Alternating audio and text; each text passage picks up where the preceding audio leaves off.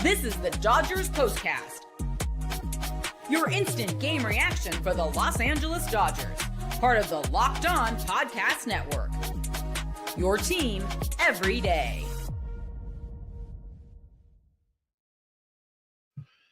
Ouch!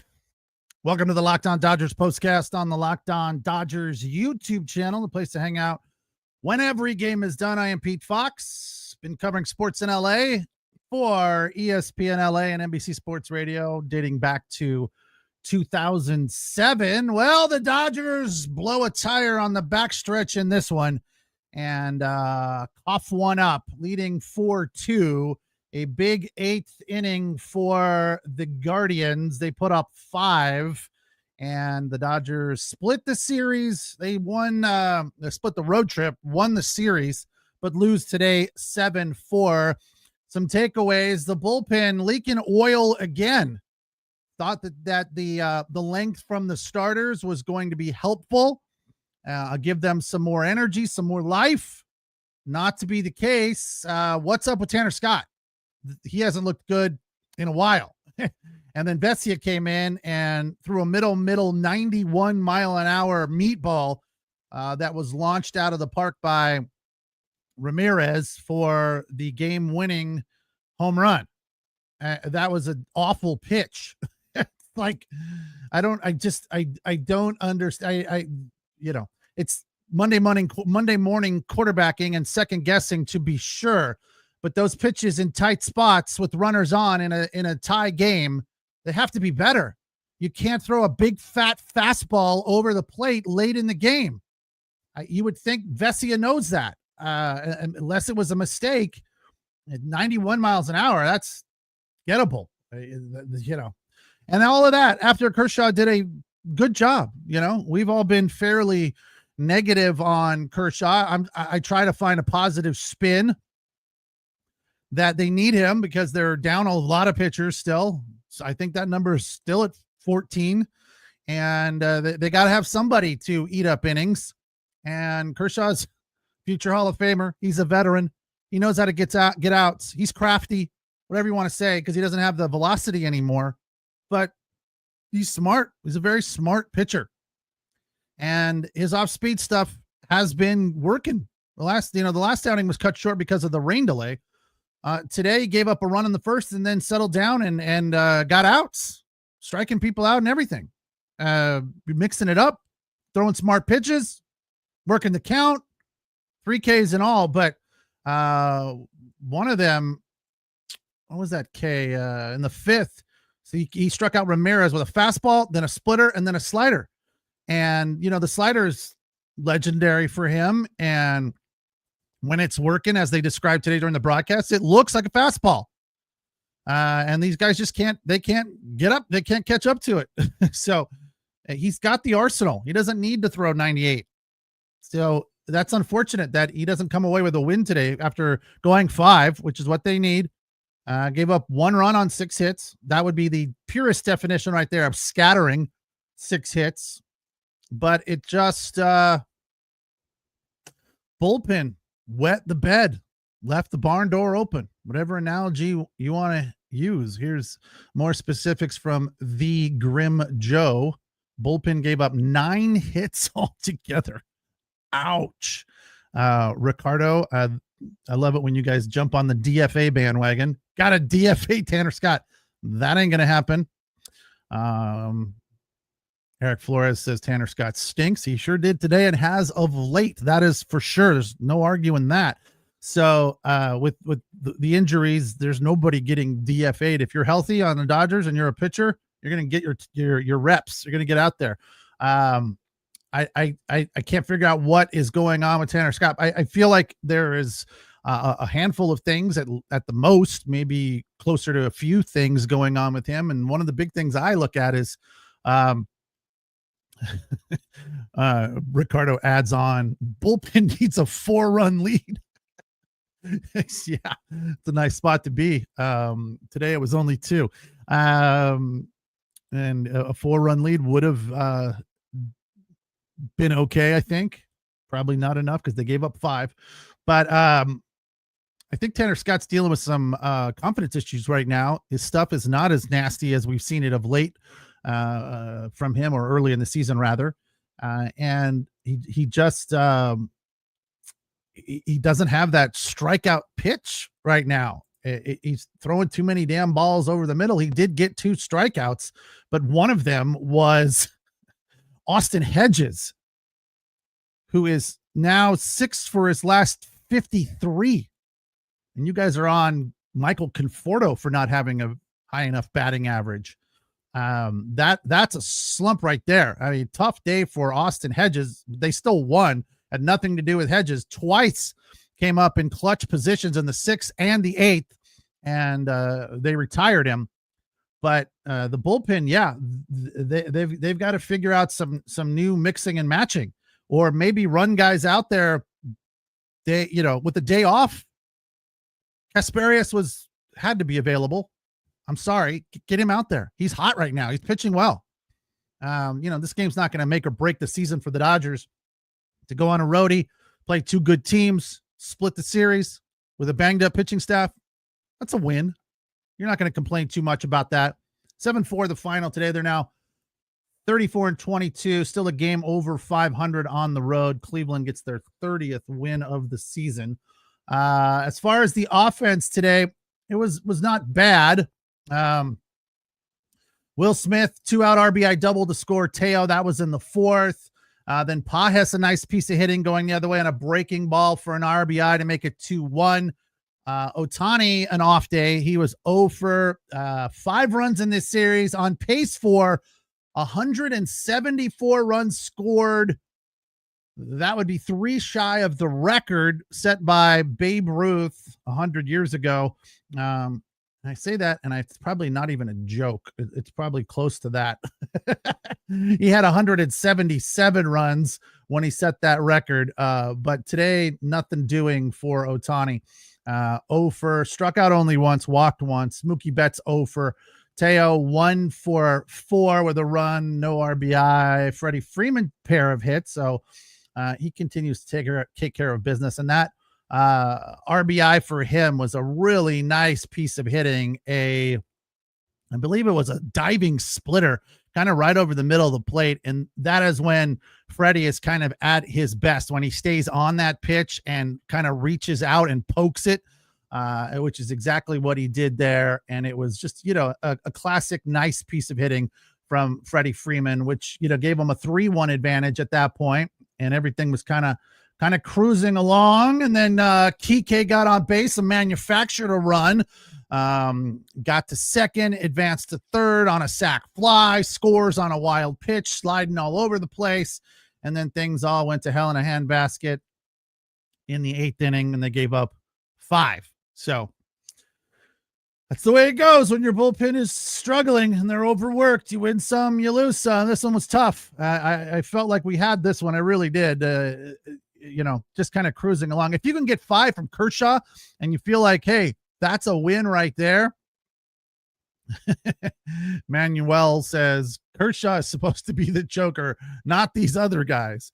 I feel like Kershaw at this point of his season is out there, grinding, giving 100%, and not going to be out there because it's a cool story and he's, on the backside of his career and in the twilight. He's out there doing the best he can, and he's out there working hard, and he hasn't forgotten how to pitch. He doesn't have the physical ability that he once did, but he's still a damn good pitcher. So I feel like the choking moniker that Kershaw has earned from a lot of people who aren't Dodger fans, primarily Giant fans, is due to what has happened in the postseason on occasion. Kershaw's also been very effective in the postseason. So, I feel like choking would be an inaccurate description of what happens when Kershaw goes south. It's just not in the arsenal anymore. But again, through the regular season, if he's healthy, I think he's still effective. He showed that today, but couldn't get the win, and that's not his fault. 7-4 the final. Dodgers split this 6-game trip, 3 up and 3 down. Off day tomorrow, and then back home to face the Yankees over the weekend. So it gets easier. Nice welcome home, the Yankees. It's Locked On Dodgers postcast on the Locked On Dodgers YouTube channel. We'll take the break. Don't forget to check out Jeff and Vince with the Locked On Daily Dodgers podcast.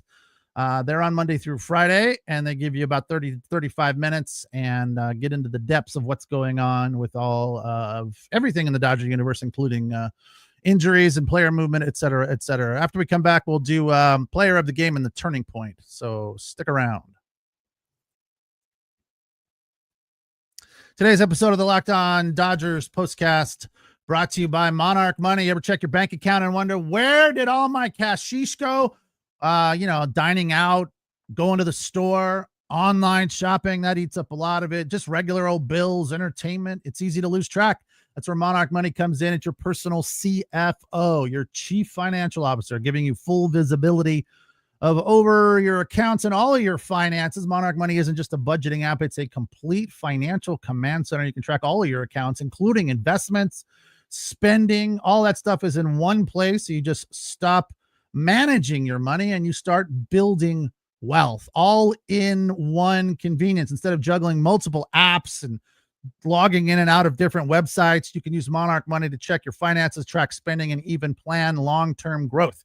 Take control of your finances with Monarch Money. Use the code LOCKEDONMLB at monarchmoney.com for 50% off your first year. That's monarchmoney.com, and the code LOCKEDONMLB for half off your first year. Dodgers fall 7-4, snatching defeat from the jaws of victory. Bullpen didn't have it today. This is the Locked On Player of the Game. As I said yesterday, when pitching is good, it generally leads to victories. And I feel like Clayton Kershaw was good today, and we need to celebrate that. He did enough to win this game, but the bullpen did not help out. Offense was good, not great, good enough. They continue to hit with runners in scoring position. I led the title of the show. I mean, I think that still should be the title of the Dodgers are hitting, or at least in this stretch of games, they're batting .500 with runners in scoring position. 11 of 22 through this series with runners in scoring position. So the offense doing their job. Clayton Kershaw, 5 innings, 1 run, 6 hits, and that 1 run came in the first. Settled down nicely, only walked 2, 74 pitches. Give the man a little credit and stop calling him a choker. As far as honorable mention, we could say Freddie and Will Smith, a couple of hits each there as those guys continue to roll. 359 batting average, the OPS, a little over 1,000 for Freddie, and just over 1,000 for Will Smith. Speaking of OPS, they got into Mookie Betts' OPS, which is in the mid 7s, and that is definitely off for his standard year, for his normal output. They said back in, I think it was 17 or 18 was one of his lowest, if not his lowest ever OPS year, and that was over 800. So he's below his worst. So he's definitely got work to do to get back up there and get on a run and find some momentum and get that number a little bit higher. Good news is there's 2/3 of the season to go. Time to reveal where the game was won or lost. It's the turning point.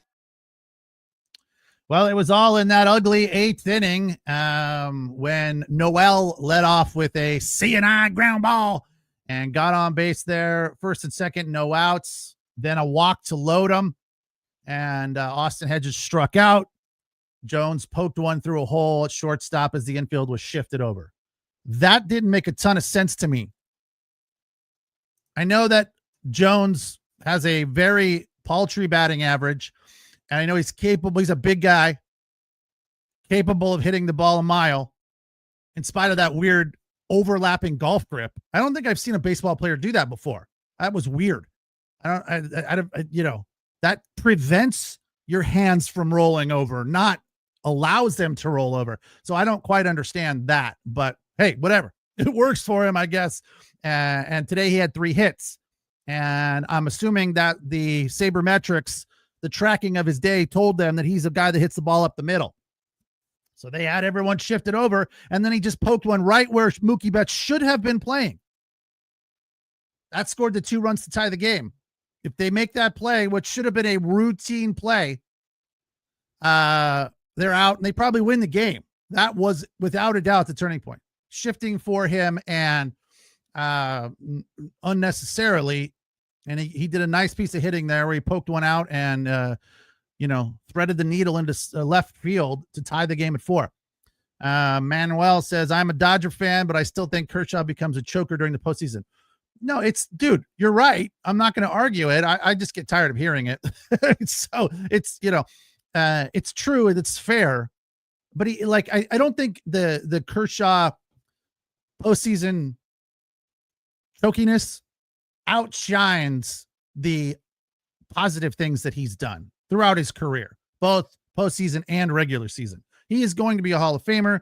And by the way, I get tired of the announcers announcing every guy that will more than likely become a Hall of Famer as the future Hall of Famer. Let's worry about what's happening now. I've been watching a lot of the French Open, and I don't know if you guys pay attention to tennis at all, but the French Open's on TNT this year, and Jim Courier, a former Grand Slam winner, he won 2 French Opens, 2 Australian Opens, world number 1 for a long time, in the 90s. Has done a ton of announcing, and Jim Curry's a very smart guy, right? Harvard, etc.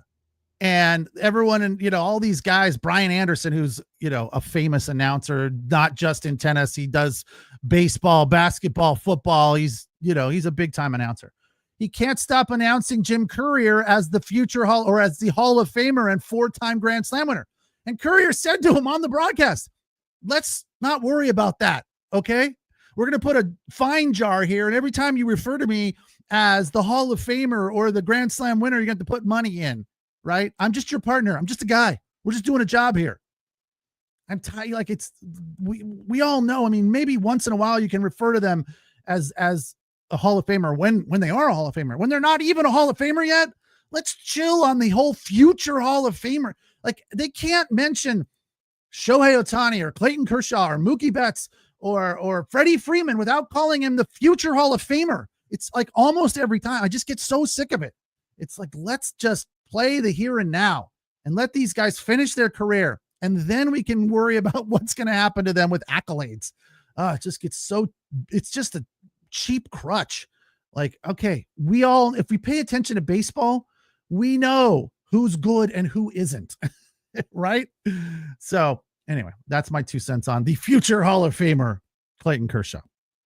But he was good today. All right. How about we just celebrate that? Can we just do that? Not worry about when he could be choking down the road. Let's worry about the here and now. That's what we do on the postcast. I think if you want to worry about the Hall of Fame stuff and whether or not Kershaw will choke down the road, that's what Jeff and Vince do, right? They get into that stuff. The stats prognostication stuff.